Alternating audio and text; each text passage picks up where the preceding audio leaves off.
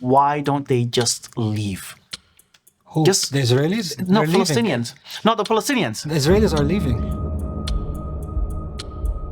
One of the first things that happened was our local mosque was bombed to the ground. The danger in Gaza, of living in Gaza, was very, very minute versus the possibility of my kids losing their faith.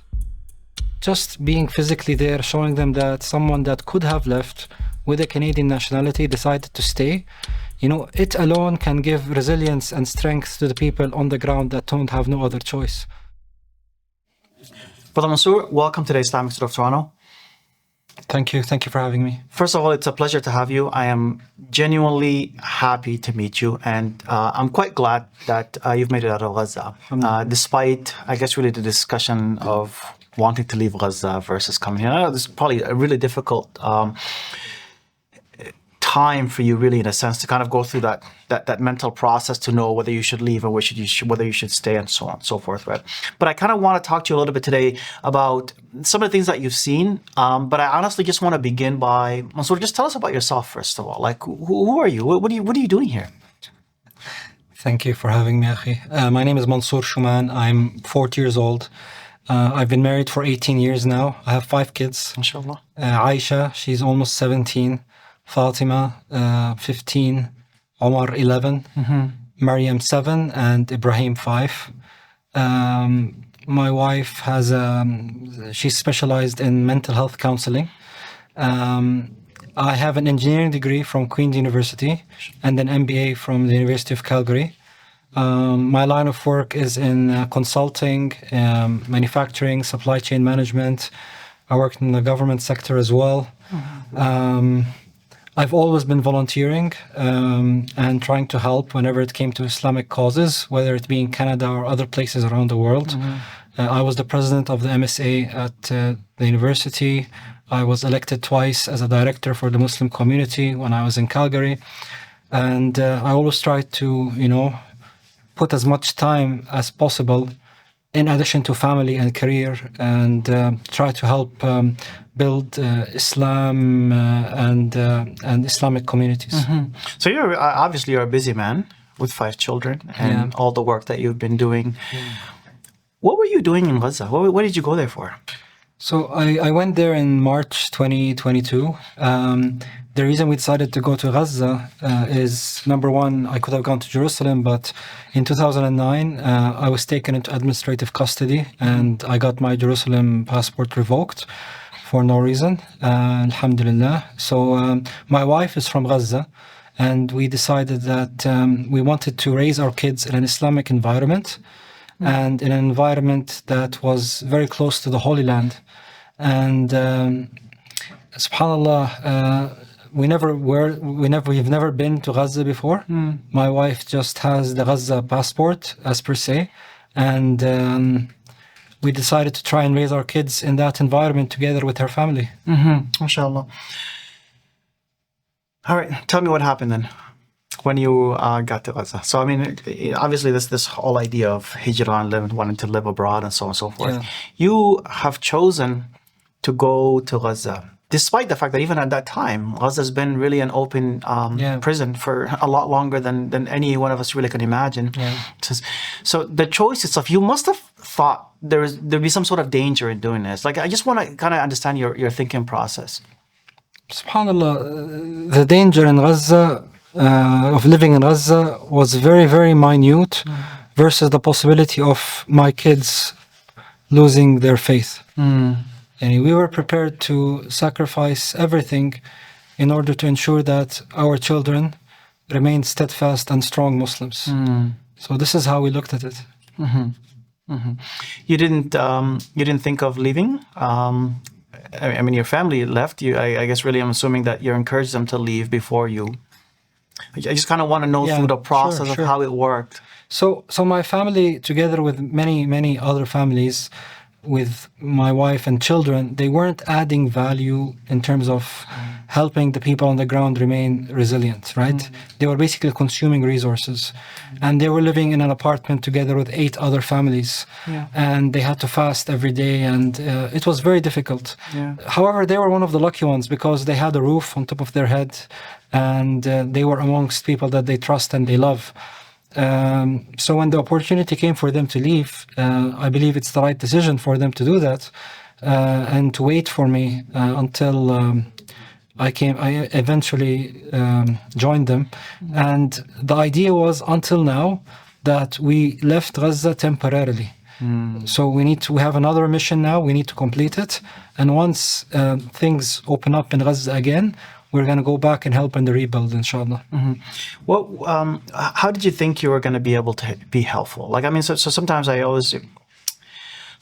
come from Sudan, okay, and there's probably some sort of things that are happening in Sudan as well. I'm sure you've heard of as well. Sometimes I always think of this whole idea of adding value to what's happening there. When there was a war going on, Mansour, and I just want to know, what did you think you were going to be able to do, in a sense, when you were there? You know what I mean, in terms of like, how were you going to be helpful? Even if I didn't do any of the things I'm currently doing, I could at least donate my blood. I could help remove the rubble so that I can get people out from under it. Just being physically there, showing them that someone that could have left with a Canadian nationality decided to stay. You know, it alone can give resilience and strength to the people on the ground that don't have no other choice. So just me physically being there, not doing any of the work that has been done, is more than enough reason for me to stay there. You didn't hesitate? Never. Once think? Never. Really, eh? Never. So like, and I guess really, because I know we just met, so but I'm really interested in kind of understanding like your thinking process behind it. You didn't think that you'd be more helpful when you're here abroad, for instance, when you're in Canada, for instance, being able to actually speak a little bit louder, because we saw how blocked all of the information coming out of Gaza was at for a long, long time, right? Like, I mean, when I was there, I was working 24/7, whether it be in the line of social media, TV journalism, or in charity work. And there was a lot of, in my opinion, value happening, especially with someone remaining there on the ground. And, you know, subhanAllah, when Allah subhanahu wa ta'ala decrees, you know, when Allah subhanahu wa ta'ala decreed that it was time for me to be there, He made it happen. And when He decreed that it's time for me to leave, He made it happen. So sometimes we overthink how much choice we have in determining our destinies. You know, everything is pre-written. We make ijtihad, we do mashura, we do istikhara, and then subhanAllah, you keep asking Allah to use us and not replace us in the best way that He sees right. Because sometimes I believe I can add value in X, Y, and Z, but actually A, B, and C is better suited for you. I was never working in journalism or in the line of social media before what happened. I was a little bit involved in charity work, but not as heavily as I am now. But subhanAllah, and Allah subhanahu wa ta'ala, when He decrees something, He makes it happen. And He uses the right people to make it happen. I hope I'm trying to add some value. I hope that, subhanAllah, we're starting something bigger here, and that we're not only adding value to the people in Gaza, but to people all around the world, inshallah. Okay. Let's talk a little bit more about, I guess, really the political situation. I want to talk about Palestine, and I want to talk about Jerusalem, and I want to talk about it. The number one line that everyone talks about is, you know, this all started on October 7th. I just want a response from a Palestinian person, somebody who's lived in Gaza, to this just, to me, strange question. The person who asks this question immediately comes across as a person who just hasn't been alive for the past 70 years or so on, right? What would you say? So I would say, look at the Israeli flag. What does it represent? The Israeli flag's 2 blue lines represents the Nile River and the Euphrates River. So their strategy, their mission at the end of the day is not only the historical land of what is called Palestine. It is much bigger than that. And whether October the 7th happened or not, they would have eventually attacked Gaza and do what they're doing right now there. Look what's happening in the West Bank. Did October 7th happen in the West Bank? No. But look what they're doing there. And now they're trying to push the people in the West Bank soon to be refugees in Jordan. So I think that people need to look at the bigger picture. They need to read history. They need to understand what Zionism is and what their plans are for the future. What do you think the solution is going to be? What I know is that we need to continue to work towards keeping the people on the ground steadfast and resilient. We are all very small players in Allah subhanahu wa ta'ala's big plans. Yeah.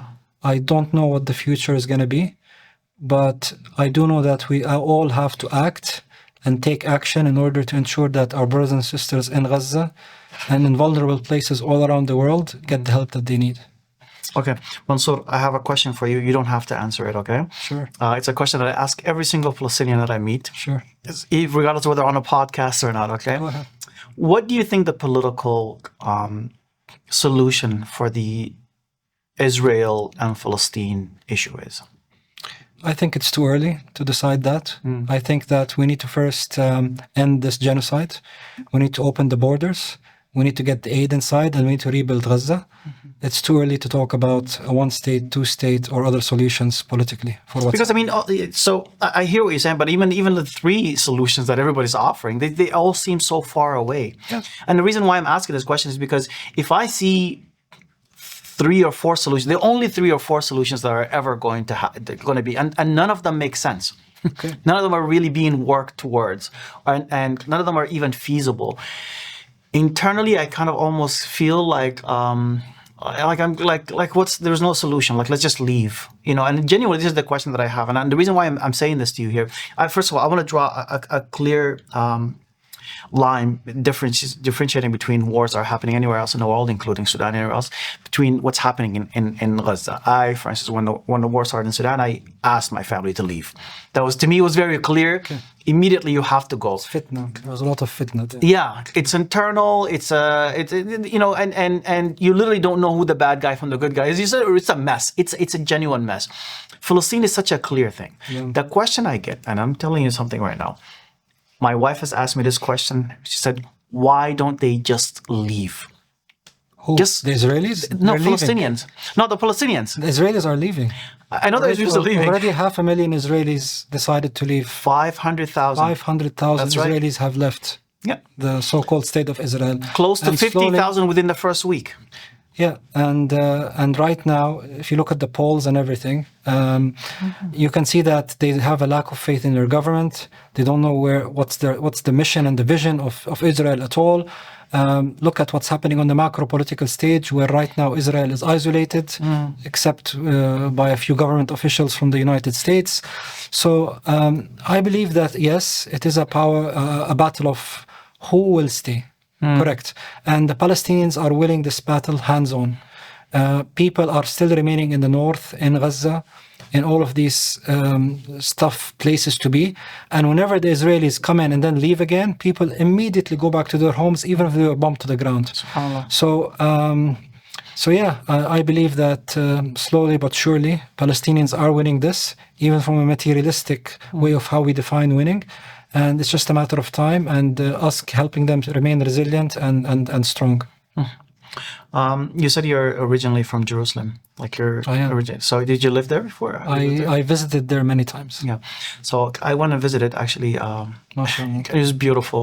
One of the things I noticed about it, and this is really strange to me, في البلد القديمة, Jewish and Muslims. No.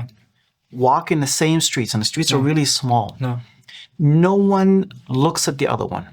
There's no recognition of humanity at all between the two sides, right? Between the two of them at all, right? Like none at all, zero. Sometimes to the point where I almost feel like this is so strange. Like if just people would have, and I know in Gaza is different, right? Because Gaza there's not Israelis at all, right? Yeah. Have you talked to any Israelis about? Yeah. What are they thinking? So let's first differentiate between the real Jews and the Zionists. Because historically, for many, many, many centuries, Christians, Jews, and Muslims lived side by side in the old city of Jerusalem with no problems. That's right. And actually, Jews, whenever they were persecuted in Europe and by the Byzantine Empire, where did they seek refuge? They seek refuge in Arab and Muslim lands, right? So the people right now in the old city of Jerusalem there are many Israelis who are not Zionists. Okay, so we need to recognize that. Many Israelis who are actually more humanist. Many Israelis who have a secular mindset, who don't recognize what this right-wing extremist Israeli government is doing and are against it. So we need to differentiate between that and the Zionists who are now trying to bring down the Masjid al-Aqsa, who are trying to do their red cow rituals there.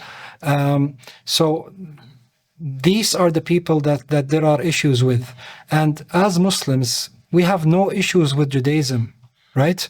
Our issue is with Zionism and the plans of this superior, people who think they are superior to others, who think that they have a right to anything, they can do anything, and they're chosen ones in front of God. So this is what our issue is with. Personally, I have no problem with anyone. I have no problem having a discussion with anyone. And but at the end, what is right, inshallah, will happen. And historically, and even by international law right now, they recognize that Jerusalem is occupied. West Bank is occupied. Gaza and its surrounding is occupied. So they need to go, they need to leave the land because it is occupied, and the righteous, the people with the right need to go back to their land. Okay. Are you okay to talk about what you've seen in Gaza? I don't want to push it, right? Yeah. But I do want to get some sort of eye account from what's happening. If that's okay with you. Sure. Yeah. Tell me about Gaza before the war. Gaza was under siege for 17 years. Gaza was an open-air prison. Gaza had 80% unemployment. But what Gaza lacked in terms of this materialistic world, it had in terms of human capital and faith. So people were surrounding the masjids. People had very strong social ties between them. You know, every day people were at a wedding, at a burial, reading Quran, learning the Sunnah. So it was a very different society from any other society that I've been in around the world, even in Jerusalem or the West Bank. No McDonald's, no Starbucks, no latest cars, you know. People were just striving to live, and people who were getting close to Allah subhanahu wa ta'ala. And please remember that Gaza had 6 wars waged against them also during that time. So God was like preparing them for something big, right? Which is what we're seeing happening right now. So that's what Gaza was before the war. Yeah. Tell me about the day after October 7th. For you. Yeah, I realized this is something different. This is not something that is going to be like any other war, because, I mean, I remember that for 24 hours, there was no retaliation at all by the Zionist state. And that I hence knew that they were planning for something big. Like this wasn't something normal. Usually they're quick, usually they're hasty to respond. Yeah. One of the first things that happened was our local mosque was bombed to the ground. It was around 175 meters away from our home. And it shattered all our windows, and this was like the first wake-up call that, okay, something big is happening. They're bombing all the mosques. They're bombing all the masjids. This is something they never did before. And that's usually because the masjid is really where kind of people would gather around and eat. For spiritual guidance, for leadership, place where people meet 5 times a day, right? So they want to disconnect people from each other, right? Yeah. And they want to disrupt news, right? They want to disrupt direction. Community. Yeah. People were in tears when they saw the masjid brought down. Not because they were sad they were like, they had a connection with that place for many years, for many decades. Yeah. And it's suddenly now bombed to the ground, right? A masjid, a place of worship. That's when I realized something was going to be different this time. Where were you the first? I was in your morning. In my home, in my apartment, in Al-Abbas Square. And we just, all the house, we had prayed Fajr. And after a few minutes, we can hear like the sounds of rockets being fired from everywhere. And we thought that the Israelis, they must have assassinated like a big leader in the Palestinian groups. That's why there's this retaliation. But we didn't really know what was happening. No one knew what was happening. No one. Then slowly, as the news broke out and we saw clips on the internet, we realized, okay, this is something different. This is something big.